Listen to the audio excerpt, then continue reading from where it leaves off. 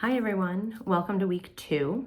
I just wanted to check in about the week 1 assignments and then elaborate on what's happening for week 2. Week 1, all of your assignments have been graded. So what I highly encourage you to do is to go in and examine things. I may have left a comment.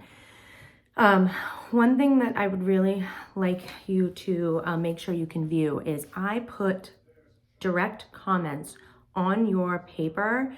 And I have put deliberately a comment on every single one of your topic proposals. Whether it's an affirmation that the topic was good or suggestions or questions I want you to think about as you're going to start your research, I need you to make sure now that you can go in, you can see, most of them are little blue teardrops, that's how I describe them, on your paper, and you can either see immediately the comment or you can click on it and view the comment. If you cannot view any of these comments, you need to let me know ASAP. Also, you might want to try a different device. I notice that sometimes my Apple devices don't necessarily show the comments, and I have to kind of search for them as compared to my laptop when the comments are more viewable. So please make sure that you can see the comments. I take a lot of time over the next few weeks putting comments in to make sure that you have as much feedback as possible. And if you have not seen comments and you haven't addressed it and we're at week 4 and you feel as though you've been gypped, we have a problem. So make sure you can see comments.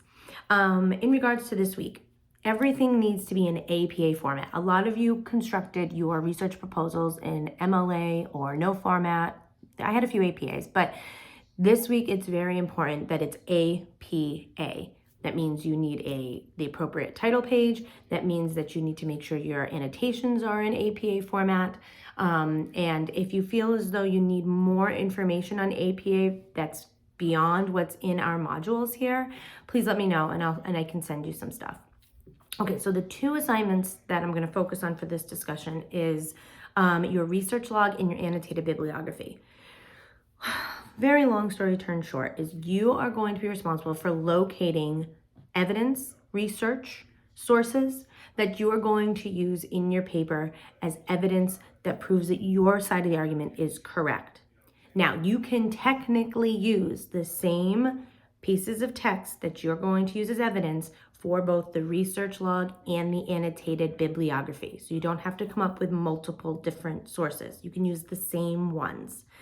So for your research log, the idea for that is, it's almost as if from any of my old school learners, back in the day, we used to take an index card and we used to write down specific information that we found from the book in the library and then transform it into our paper later. This is essentially the same idea, but on the e-text side, right? So you're going to make sure you find you're going to document the URL. You're going to describe how you found the resource. You're going to explain in your own words how it reflects or how it is credible to your source. You're going to include the date of publication and the date you searched it. Now, what I'm going to be looking for is in your APA format is that it'll probably make your life a lot easier, is you can either put it into a chart format, right? And have all of that information lined up for each additional for each source, or you can describe each one in its own section.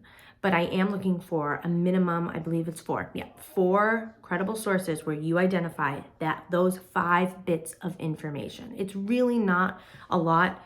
Once you do the first one, you're going to be moving way quicker, and it's going to be it's not going to be as difficult. This is actually hopefully the easy part of the assignment. Then you're going to take those same 4 sources and you're going to go to your annotated bibliography. Now, your annotated bibliography is where you start really engaging in what those sources are. And what I like to suggest is the more time and effort you put in to creating that paragraph or 2 that describes how that piece of evidence supports your argument, you will be able to literally lift it and put it into the drafts of your paper later, and it'll be a little less writing for you. So make sure you read all of the instructions here. So you're going to find same four sources that you used before. it says that you can use secondary sources, but I don't want to torture you too much. I think you can find a lot of information on the topics that you guys presented for me. Try to engage in a whole conversation about how that's going to support your argument. You're writing complete sentences here. You're writing little paragraphs, and you must do it for each source. Okay? So research log, you find the sources, you document the basic information about them, 4 of them. Annotated bibliography, you transform those sources into more detailed explanations. Okay, if you need me, email me. I will hopefully send out a reminder about your, not hopefully, I will send out a reminder for your Thursday deadlines. Make sure you get your knowledge path done on time. Make sure you are reading the rubrics before you submit your work. This is not one of the classes that you can wait until the last minute and get your work successfully done. This is a class where if you buckle down early and you get as much writing done and as much of the hard stuff done in the time allotted, your last week or 2 ends up being way easier. If you slack now, the last 2 weeks are going to be rough. And also, I am actively, like I said, providing you with feedback. So I'm looking for growth. So if you don't put in the effort now and there's not a lot of growth, and then your final product isn't very strong, it's not going to be a great grade. So put in the work now. Allow yourself to have specific times every day to tackle little bits of it. Don't wait until the last minute. Some people did submit a couple of moments after the midnight deadline, and I allowed that this one time, but the warning is I'm not going to allow it again. So you will get the late deductions. Get your work on time. I'm a full-time teacher. I am a part-time adjunct professor. I am a full-time mom. I get it. There's a lot going on.